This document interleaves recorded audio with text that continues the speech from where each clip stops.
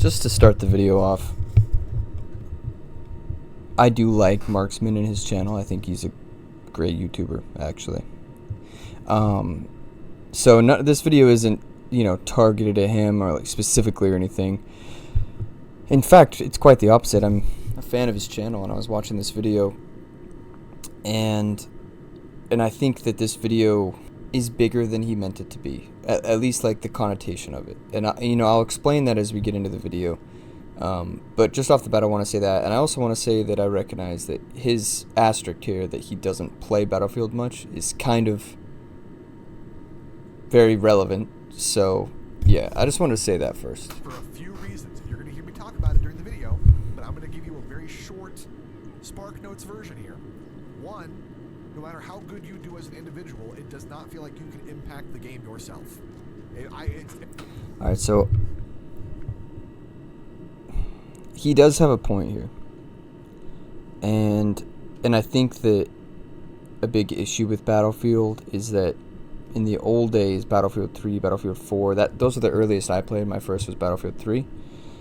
Not technically, I played like BF1 on my dad's Dell computer, like 2003, but Battlefield 3 and 4 were my first ones, and this conjecture wasn't not talked about back then, right? Like, people said, I prefer COD because, COD players would say, I prefer COD because I can go 30-5 and my team will win. The fun part about Battlefield was that if you had a squad that you wanted to play with, you guys as a squad could impact the game. It's not a game where you can go in without teammates and just play. Even in Call of Duty, when I'm trying to carry 5 morons, it doesn't get easier if I have to carry 25. But if I wanted to play World of Tanks, I'd be playing that motherfucking game. I would not be playing Battlefield. I'm playing this game because I thought I wanted to play a first-person shooter. So to me, that's another interesting point. It's almost, I get what he's trying to say. And again, this will relate to the overarching topic of the video. After I react to his video, I'm going to talk about my own thing. But the issue with this perspective is Battlefield is a sandbox game, more or less. It puts you into a big map with a lot of players and says, go at it. No rules. If you want to be in a jet and wreak havoc, you can. But, you better be impactful, because if you have a bad player who's hogging the jet, that could be the reason you lose. Same with, if you're the guy in the Apache. And I think that actually, I think he does have a point here, because I think that the balance in Battlefield is so complicated when it comes to vehicles. You could have something like Battlefield 1, which I think is the best balanced Battlefield regarding vehicles, where tanks are slower, the planes are slower, everything was slower, it made it very, balanced. And you had the AT guns that were really effective against, I could be playing Assault in Battlefield 1, or Medic, or whatever, and I could jump on an AT gun and take out a bomber that was about to, strafe run my flag, my team that was trying to capture a flag, especially on Sinai Desert, that AT gun next to C flag. That was I would just run Medic, and I'd just run around that AT flag reviving my teammates, that C flag reviving teammates, and then I would jump on the AT gun, take out any bombers. And if you controlled C flag, you controlled that whole city, and you could, So it's all about I think he has a point here, but I think he's not directing it at the right thing. I think the issue really is the map balance and how the map plays with vehicles. And that's why Battlefield needs to have, I think that 2042 had a big issue where they really emphasized large maps, which made these huge flat areas, which really gave it way too big an advantage to vehicles. Whereas something like Battlefield 4, I could think of any map of Battlefield 4, and usually there was a pretty good balance between the vehicles and the infantry. This is exhaustingly... Holy shit. The fact that Good aim. I can win a gun servers, it's very difficult. Well, I hit the tank with that shot. That's He's playing. Now this is Delta Force. This isn't But yeah, I mean, Battlefield, so I get a it. lot of these games, But even right now, he's playing this like a COD player. And it's always funny to watch, if you watch COD players play Battlefield, it's always amusing because you can tell if they're a COD player or not. It's just... you can do the best. I mean, you can get 100 kills, 200 kills, and it does not matter. So look at what we're doing here. We're standing in the middle of a road, challenging people under an objective that's being kept, like... Again, I'm not... This isn't targeted at Marksman. He's an incredible video game player. And he has the skill to be able to do what he's doing in the video right now. This is not how you play Battlefield, or I'm assuming Delta Force, if it's anything like Battlefield, which I'm hearing it's low-key a carbon copy of. And his point here about not being able to impact the game is a bad take. I don't want to say brain dead take. I almost said that, but he's an intelligent guy. But it's a bad take. It's just, you can impact the game. Get on a flag. Hold down the... I have moments... I'll go back and see if I can find some of my gameplay clips. I mean, I had moments in Battlefield 4 and Battlefield 1 where it's just me on a flag. Throwing down a smoke. Running around. Killing 3, 4, 5, 6 guys. I'm the reason that flag didn't get capped. And the ticket difference of that flag being capped or not can win the match. So that actually, like, my greater point here was that it's a squad team-based game and that your team can have a real effect. But even at the individual level, you can have an effect if you play the game right. If you get in a vehicle and you get to that flag and you just hold it down, it can be a little boring. But if you dedicate yourself to, I'm gonna hold this flag all match, which some Battlefield maps require you to play that way, then you have to adjust your playstyle to the game, whereas COD players, and you know, I'm a COD player, I'm Master Prestige in almost every COD. COD players, we kind of get into this bad habit of, like, the map is going to play to my playstyle isn't going to adapt to the map, which is what Battlefield usually requires.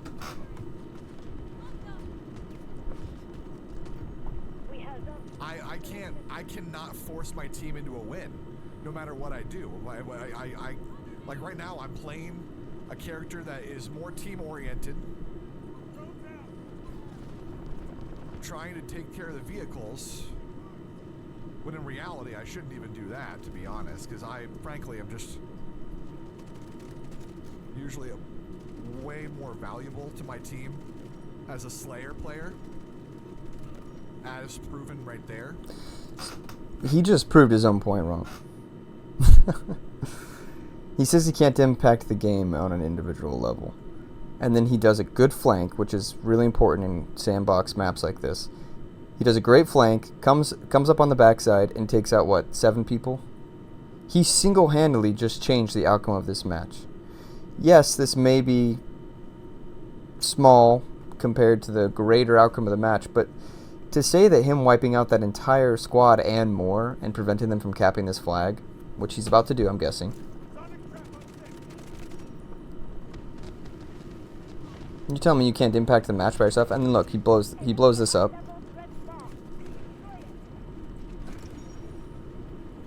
I will almost always be a better He just single-handedly capped this flag. Play aggressive. Like, come on. It is what it is. So he started going to COD. So I haven't. Okay, he's gonna get shot by that guy on that sandbag right there, ain't he? Always been that way. Yep. All right. Here, this is a COD player right here. He goes crazy. Aggressive. Look what he does. In COD, when you go crazy, you know the attention's coming to you. You've been on the radar. You have the skulls pop up, letting the enemy know that you kill people there. So the meta, and it has been this way since 2007, is once you get the kills, you hold on for a second. You sit in that area, you YY whatever like he does, and you wait to make sure nobody else is coming. After 5 or 6 seconds, you reposition. In a game like this, that doesn't really work. Like, that enemy... I don't know if my point is coming across here, but I don't know. It is what it is. Always been that way. He should have laid down behind the sandbag, And so started capping the flag, battles where I'm trying to play the aggro guy. And I want to say that he does have a point. Like, he does have a point. Like, watching his team right here, like, lose A after he just went crazy. But also, like, that's where the squad play point comes in. You know, like, he is impacting the game as an individual. They would have already lost A, 2 minutes ago if it wasn't for him. But then also, like, in squad games like this, Hell Let Loose, Battlefield, you can't win if you don't communicate and play as a squad. That's the difference. So, and again, I'm just going to talk about it now, actually. I keep saying I'm going to talk about it. I'll talk about it now.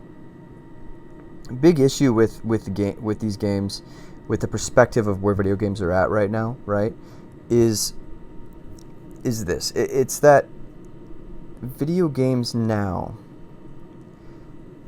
are focused on the individual. They want to sell skins to the individual. They want the individual with engagement-based matchmaking to feel good about themselves. It's no longer about fun. It used to be about fun. And the problem, I'm not even going to sit here and complain about this. Everyone's complained about it a million times. But the issue here is that when the gaming industry itself is targeting the individual to make money, they ignore team play because there is no benefit of designing your game around team play anymore. Battlefield 2042 had that issue. Battlefield 5 kind of had that issue. All the modern Call of Duties have that issue. Call of Duty, granted, was kind of always a single, focused on the singular player, but my point stands is that I really hope Battlefield 6 focuses on team play. And I get the idea of wanting the individual to feel important, wanting them to feel good, like they have an impact so that they can buy skins and be retained. But the way, the process to that isn't skipping out on team play. There needs to be a focus, a revitalization of communication in games and team play. Call of Duty back in the day, I'd get into a lobby and I would communicate with the lobby. The game would end. Hey, I'm with the same teammates again, guys. Let's do this time. Let's. There was a community, and the toxic Call of Duty has just ruined the gaming space. The toxic lack of communication in these games, like having to have the matchmaking find you a new match after each game. Like, you don't develop that camaraderie, the rivalry. You might jump into a game of Black Ops 1 and you might lose. Who cares, right? You were just there to have fun. But then the other team starts talking crap. And then the next match comes around and you got the same teammates again. And, the lobby's counting down. The team balancing has been done. It's you versus them again. In those 7 or 8 seconds, you know how many times? It was like clockwork. It's counting down 7, 8 seconds. You guys start saying, hey, team, let's lock in this game. Let's win this. And that's gone. And that's an issue because if you have the game focused around, I'm yapping now, but you get the point. I want to play, and I can't always do that. I can't. I know the game is not, there's more to it than that, and you got to play roles, whether you're playing the healer.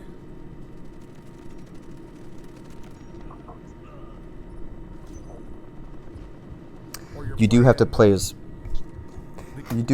roles, but roles within a squad. The engineer.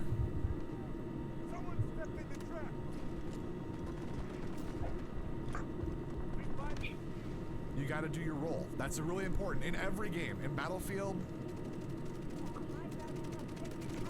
in Delta Force, in any game that has roles, you gotta maintain your role as a player on the team.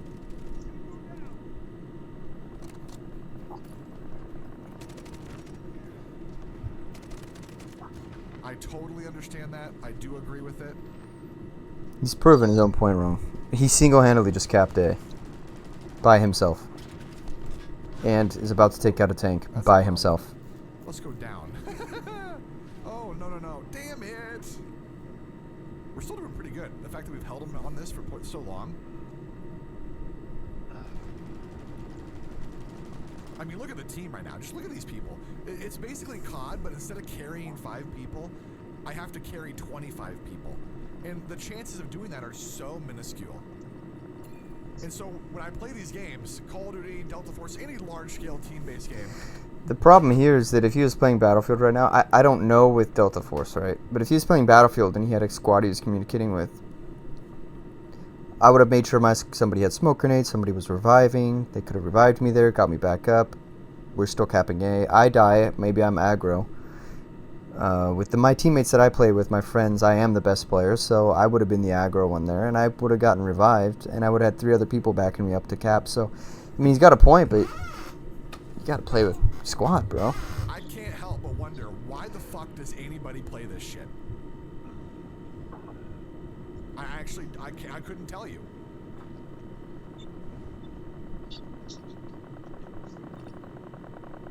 Bro, I need to mute my fucking team so badly, I can't do it. Let me spawn in and then outgun them.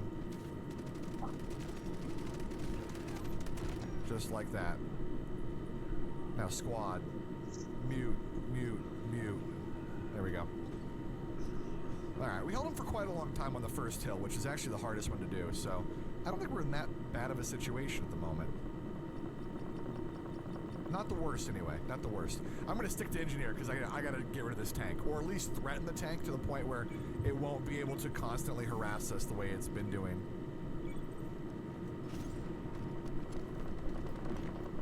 I wish more people realized that too. You need more people on engineer to threaten the vehicles. If you don't do that, they're just invincible. But it's also, as I mentioned, one of the reasons I dislike this game and games with vehicles in them. I'm not trying to play World of Tanks. I just think that's a bad take. Like, I remember playing Hoth on Battlefront 2, and I would just pick up an AT-AT, and I would just sit at the back of the map, and I'd get 110, 130 kills if nobody was actually targeting me. So he has a point, but like, if the other team, that's a skill issue. If the other team isn't preventing you from using your vehicle, then you're just going to win with that vehicle, and that's that. It's not, you know what I mean? Like, I don't know. Where I don't have to deal with a trillion vehicles or snipers sitting 600 miles back not doing shit. A 6v6. Even I think that he does have a pretty good point here, and I'd like to bring up my last point, which was like, look at this map. There's 0 cover. This is just a lazy map.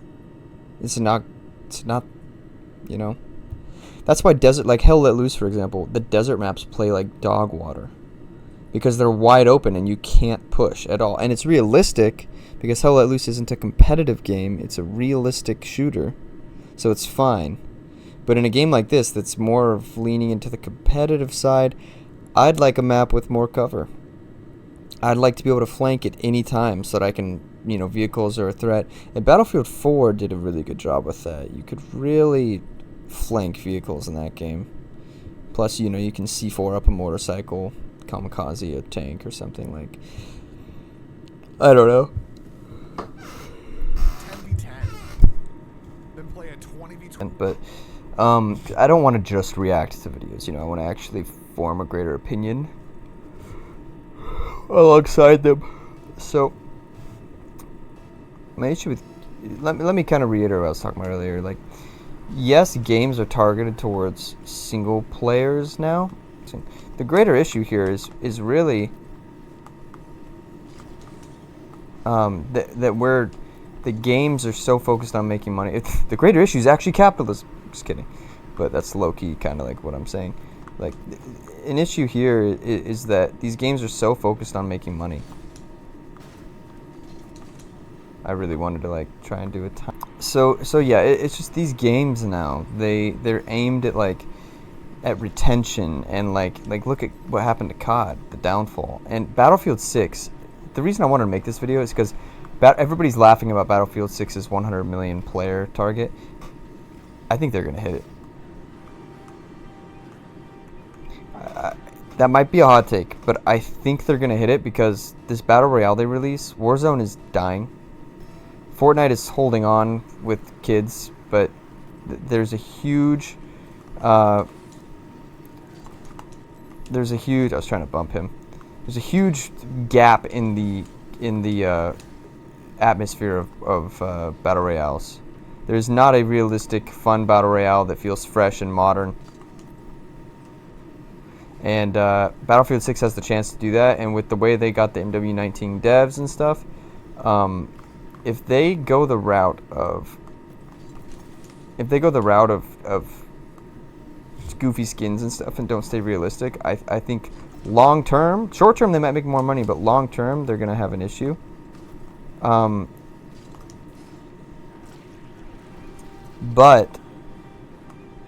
on the other side of things, that's a tough bump. On the other side of things, I think that the 100 million players isn't that crazy. I mean, Apex Legends hit that. I think that Battlefield 6 can hit that. Mostly from Battle Royale, from casuals who come in, not from actual, players who are, passionate about conquest. But, and I think Battlefield has an opportunity here to make a really good conquest mode. Like, make Battlefield 6 essentially Battlefield 4 but refined. Do that, and then let all the casuals play the Battle Royale mode. That's my take. Thanks for watching.